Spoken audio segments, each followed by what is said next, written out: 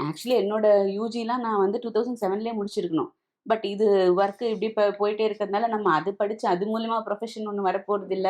அதுலருந்து நம்ம எப்படி போப்போறோம்னு ஒரு ரூட் மேப் இல்லாததுனால அப்படியே விட்டாச்சு. பட் தென் அப்ப கூட என் ஹஸ்பண்ட் சொல்லிட்டு இருந்தாங்க, "இப்படி சும்மா ஜஸ்ட் ஒரு +2 ஹோல்டரா இருக்கக்கூடாது. ஃபர்ஸ்ட் ரேங்க் ஹோல்டரா இருந்து என்ன பிரயோஜனம்? டிகிரி கூட கம்ப்ளீட் பண்ணலன்னு" ஓகே. சொல்லிட்டே இருந்தாங்க. பட் எல்லாத்துக்கும் ஒரு டைம் வரணுன்ற மாதிரி ஒரு பொண்ணுக்கு ஸ்கிரைபா நான் எழுத போனேன். அங்க இருந்து தான் திரும்ப ஸ்டார்ட் ஆச்சு என்னுடைய ஜர்னி. சரி படிக்கலாம். ஒரு 1 மந்த் டைம் கேப்ல என்னோட யுஜி ஃபைனல் இயர் கம்ப்ளீட் பண்ணேன். பார்த்தா அது ஃபர்ஸ்ட் கிளாஸ்ல பாஸ் பண்ணிட்டேன். ஒரு சப்ஜெக்ட்ல 86 கூட வந்துருச்சு. ஓகே. அப்ப ஐ தாட் ஓகே பிஜி பண்ணலாம். அப்ப அதுக்கப்புறம் கோவிட் வந்து அப்படியே கொஞ்சம் அப்படியே 12 இயர்ஸ் கழிச்சு எழுதினேன் என்னுடைய யுஜியோட ஃபைனல் இயர். அப்புறம் கோவிட் வந்து அப்புறம் அபிமானம் ஸ்டார்ட் பண்ணப்போ அத விஜயலட்சுமி அவங்க சொன்னாங்க. "நீங்க பிஜி பண்ணுங்கப்பா. ஃபினிஷ் பண்ணுங்கப்பான்னு" அவங்க ஒரு பக்கம் ப்ரெஷர் பண்ணாங்க. அப்புறம் எங்க அம்மா, ஹஸ்பண்ட் எல்லாமே சொல்லி, சரி ஓகே அப்படின்னு சொல்லி பிஜி ஃபினிஷ் பண்ணேன்.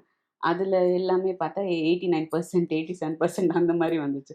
அதோட வந்து பார்த்தா, இவங்க வந்து டாக்டரேட் அப்ளை பண்ணி இவங்க பண்ணிட்டு இருந்தாங்க. எனக்கு தெரியாது நீங்க பண்ணுங்க" அப்படின்னு சொல்லி சொன்னாங்க. சரி ஓகே. இன்னொன்னு எனக்கு வந்து மெடிக்கல் டாக்டர் ஆகணுன்ற ஆசை இருந்துச்சு. ஓகே. பட் அப்ப அது பண்ண முடியல. ஆ ஹஸ்பண்டுக்கு என்னன்னா, "நீ டாக்டர் ஆகணும். உன் பேருக்கு முன்னாடி டாக்டர் இருக்கணும்.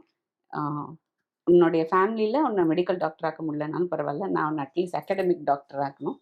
பண்ணு" அப்படின்னு சொல்லிட்டு, இப்ப கூட வந்து இந்த கண்டிஷன்லயும் என்ன கூட்டு போயிட்டு வந்து எல்லா ப்ராஜெக்ட்ஸ் எல்லாம் என் கூட சேர்ந்து எல்லாமே ஒர்க் பண்ணி ஹெல்ப் பண்ணிட்டு இருக்காங்க. ஓகே. ஸோ எனக்கும் பிடிச்சிருக்கு. அ நமக்கு அது வருது அப்படின்னும்போது, சப்போர்ட்டும் பண்றாங்கன்னும்போது, நம்ம அத வேஸ்ட் பண்ணக்கூடாதுல்ல. ஓகே. ஸோ அதான்.